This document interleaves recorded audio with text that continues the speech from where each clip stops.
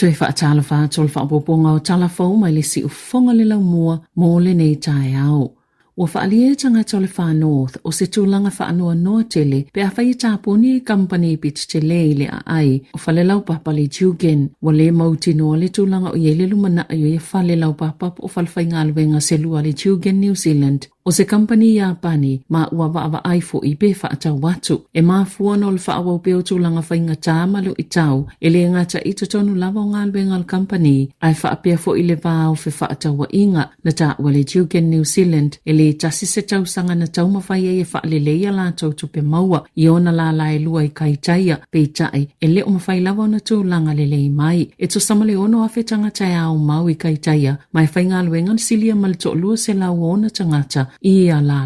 o le ato o tele tangata le ininga alwenga pe a whai o le atapuni ia whalewhainga alwenga pe ona whaali e Peter Jackson o le newspaper le Northland Age. I le whai ungo se so enga le Teachers Disciplinary Tribunal po le whaala potopotonga tuto tasi e whai unga mai ni loilonga e whaatatau ni whaasea po ni mata upo e whaasanga i whaia onga na whailo e le whaamaonia ni tua inga e whaasanga i se whaia onga e whaapena e tu inatu ni maka o le NCEA i tamaiti sa le tatau na mawaina o na olona naunau te le whaamai a uma na ngā luenga i le asa muli o le kuata. E au fiele tutu sa maka na ia ave ina i tamaiti e to olua sefulu tolu i lana vasenga sefulu na ia ave fo ini maka i tamaiti ele i whaau o ina atu ala tau ngā luenga. Ma toi tuu i lunga i le isi tūlanga mawalunga atu maka anisi o tamaiti. Ele o whailoa ina le suafo le whaia onga le taiminei. Na tā ua le whaia onga i lumo le iloilonga na te le lope ai se ana ia ave ai i tamaiti umalawola na vasenga sefulu maka taitasi ma atonu na otometi lavona whaiele masini na ia ioe ele ileila na ngā ioenga na whai peitai o le masina lava le tasi na tutusa maka na ia tu inato i tamaiti umalava o le vasenga whaatasi mani maka ini tamaiti sto tolu li tau sanga se fululua e ui ele i mai a pele i whaao o inato foi a lato ngā luenga.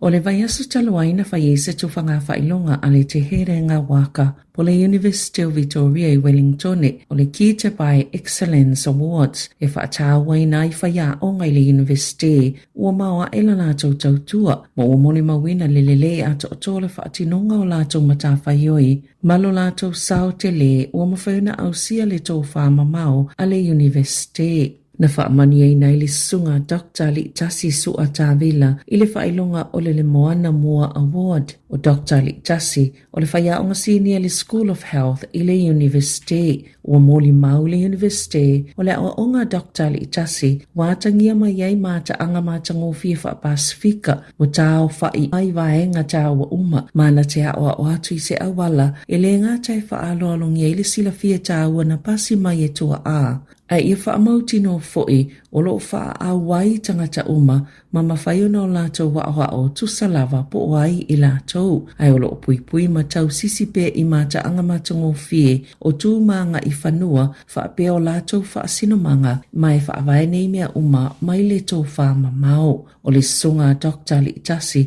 o se sui o le komiti whaatonu ale leite o le si ufunga o le lau mua. Sa muli mawina fo inisi alo mawhana wa Sāmoa sa whaamaniaina inisi fo i o whaailonga.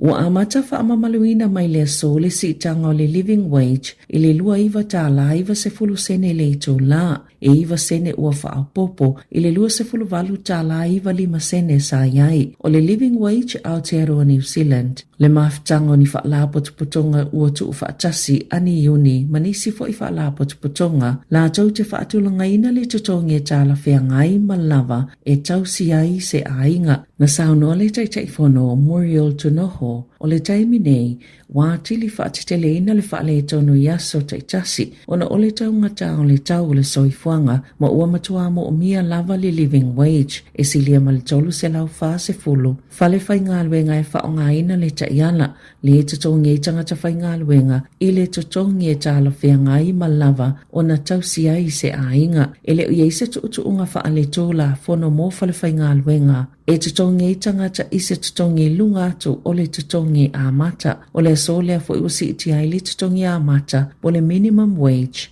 Ile lua tolu Tala I vali masene o sisi tanga ele o au sia mao ngā tasi ma le tau o le soifuanga na Sāmoa Courtwell le ta iulu le vaenga o whaatulanga ina le living wage e mana na o ile malo ina ia mana tunatu pe iei se tasi le kabinete e mawhai o na tausi maola ile lua tolu Tala I vali masene le ito la e tu sai ma le ipoti ile le ito ni usila.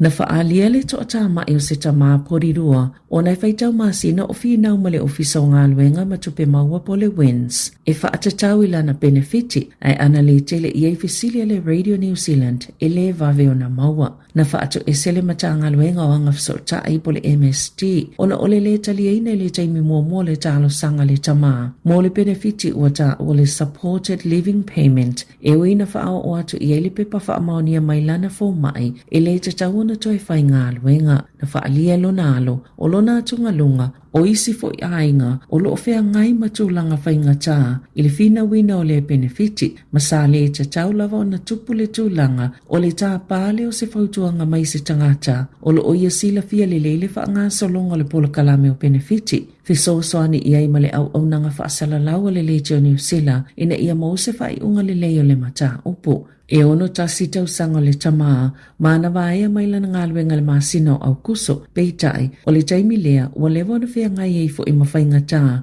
ona o tūlanga o ngalo na ngase I le suka, na whailoa I ma le wins I a se tema, ai whailoa na iai, e lea ngawaa I le supported living payment. Po o le benefiti e fisosoani I le totonginga o le fale, ai whaatono e talo sanga mo le benefiti, mo tangata su e ngā luenga, na mo le se lau whali matala I le vaiaso, peitai I le taitai o na au ai le whaasoa, na whaatono le fō mai I le masino o Novema, I le tatau o na su e ina sana ngā luenga, o se whautuanga se uolo na ai ngai malama le lei I benefiti, na talo sanga ai mo le supported living payment. Na le Italia, le ai se tusi e whailo atu ai, lua vaiaso na tuana I ai telefoni atu I le ofisa, ai whato ata uane ai, ua le Italia le talo sanga. Mana toi whautua ina I le wola valea e toi apili le whai unga, lua vaiaso mulimuliane ai toi fiso utai atu I le wins. Ai whailo ane, ua le Italia fo I le apili, ma e tatawana toi talo sanga le tama, mo le benefiti su e ngā luenga.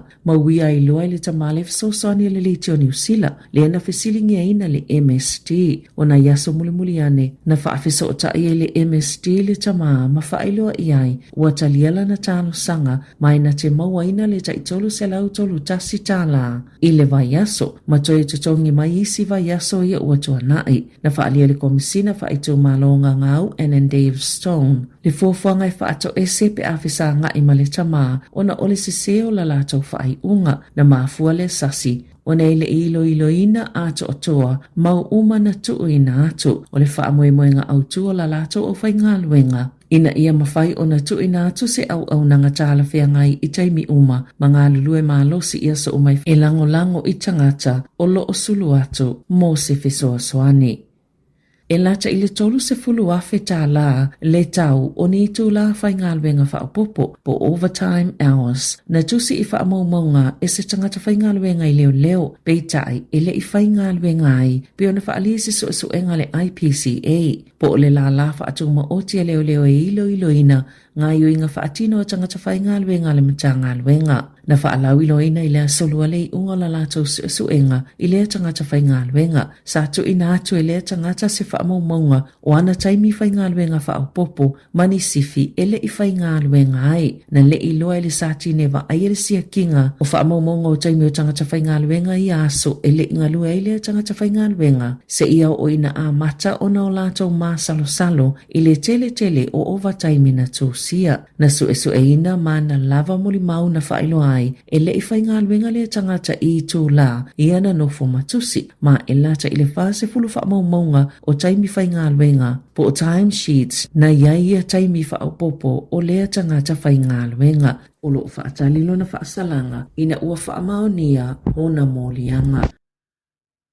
Na whailoa le whamek o le whaatupe ina whala au mō le ngase o le cystic fibrosis ma o ia waila au po whala au mōtong fitinga o le trikafta ma le alif trach mōta maiti uma amata mai le so. O le taimi mua sana o tamaite ta iono tau sanga nga ilunga o le whamatalanga mātua i le leite o New Zealand e te lele suinga o soifuanga ia whala au mai ono whaalua ina i fo i le umi o le taimi e feo lai whana witi. E mawhai e fō mai o na tusi talawai o ia whala au mai ala tau whale mai o le ale tui whaatuai tonga fitinga o tamaiti ma tatongi e mātua le whaita wafe o tupe i le tau sanga mō tonga fitinga a le ole nā ua sifi fo i atono e whafo. O le cystic fibrosis e mawhai o nā whaina i le ola le tamaititi mai lona la ititi. Pio na saunu o le minister langolango sa ifo malolo ina David Sāmoa ma o le whaanau naunga le o le malo. Ia whaingo fio na maua ia whala au mō tonga fitinga. O le cystic fibrosis o se maipo se whaafitau le mawhai na whanau mai ma le tangata o se aafianga i mawhai na mawai le o langa atoa e mafua no le suinga o genes mai aafiai mama o le digestive system ma isi tō tonga ma whaatuptupla ia i fo ia aafianga o ala ea mana wau le tangata.